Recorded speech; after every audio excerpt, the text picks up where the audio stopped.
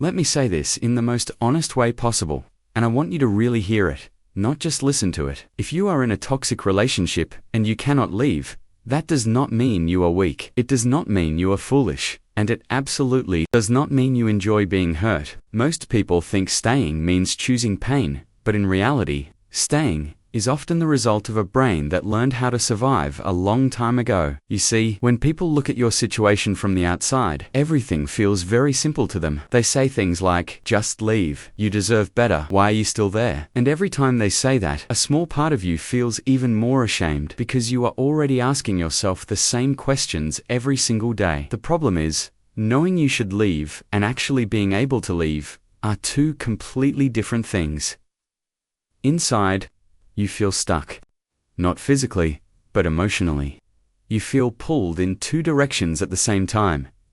One part of you knows this relationship is hurting you, and another part of you feels like leaving would break you. That confusion is not random. That confusion is psychological. Toxic relationships do not start with pain. They never do.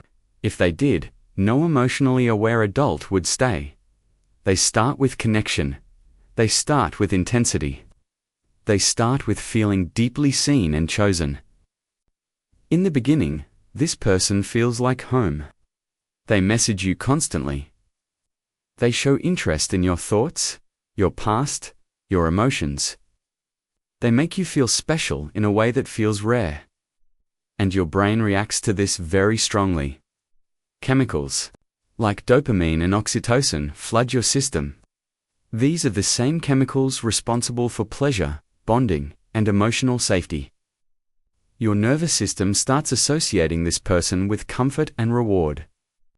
So, when the relationship slowly changes, when warmth turns into distance, when care turns into control, your brain does not let go easily.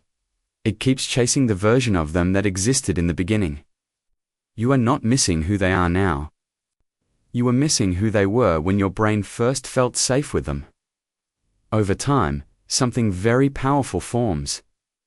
Something most people have never even heard of, but it keeps millions of people trapped in relationships that hurt them.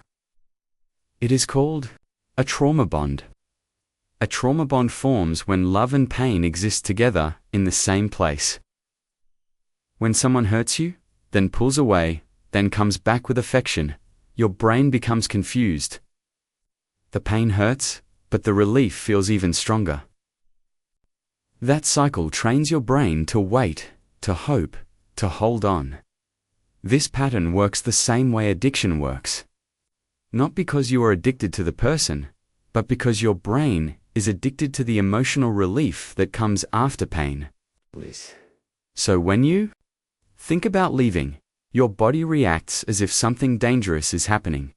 Your chest feels tight. Your thoughts race. You feel panic, grief, and fear all at once. That is not love speaking. That is your nervous system reacting to withdrawal. Here is something most people never realize. The brain prefers familiar pain over unfamiliar peace. If chaos, emotional inconsistency, or neglect feels familiar to you, calm can feel uncomfortable. Peace can feel empty. Stability can feel boring or unsafe. So when you imagine a life without this person, your brain fills the silence with fear. What if I am alone forever? What if no one loves me like this again? What if I regret leaving? These thoughts do not mean staying is right. They mean your nervous system is choosing what it knows over what it does not.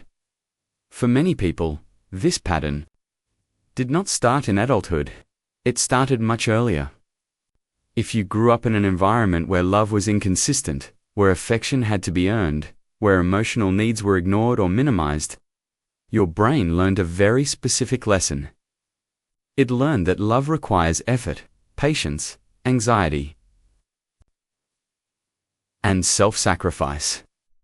So later in life, when you encounter a relationship that feels intense and emotionally demanding, it feels familiar. It feels meaningful.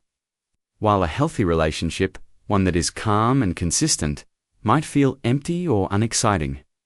This does not mean you are broken. It means you are repeating what your nervous system learned before you even had words for it. The good news is that learned patterns can be unlearned. Another reason leaving feels impossible is because toxic relationships slowly erase your sense of self. It does not happen overnight. It happens in small ways. You stop expressing your opinions.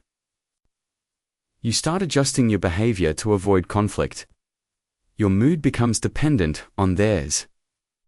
Your world slowly begins to revolve around their emotional state. So when you think about leaving, you are not just losing a relationship. You are facing yourself again. And that can feel terrifying when you have been disconnected from who you are for a long time. Hope also plays a dangerous role. Hope keeps people stuck longer than love ever could. Hope that they will change. Hope that they did not mean it. Hope that if you explain yourself one more time, they will finally understand. But the brain often holds on to potential instead of reality. And the truth is painful, but necessary. You cannot heal in the same environment that keeps hurting you, leaving. A toxic relationship feels like grief. It feels like withdrawal. It feels like something inside you is breaking. That is because your nervous system is recalibrating. That pain is real, but it is temporary. Staying, however, slowly damages your sense of self, your emotional health, and your ability to trust your own judgment. What actually helps someone leave is not pressure, not shame, and not motivation speeches. What helps is understanding. Understanding your patterns. Understanding your nervous system. Learning how to create emotional safety within yourself instead of seeking it from someone who cannot provide it. Support matters. Awareness matters. Education matters. Leaving does not start with walking away. Leaving starts when you stop blaming yourself for staying. If you are listening to this and it feels uncomfortably accurate, I want you to know something important. You are not weak. You are not behind in life. You are not failing at love. You are human. And healing does not begin the moment you leave. Healing begins the moment you understand why staying once felt necessary. That understanding is where freedom actually begins.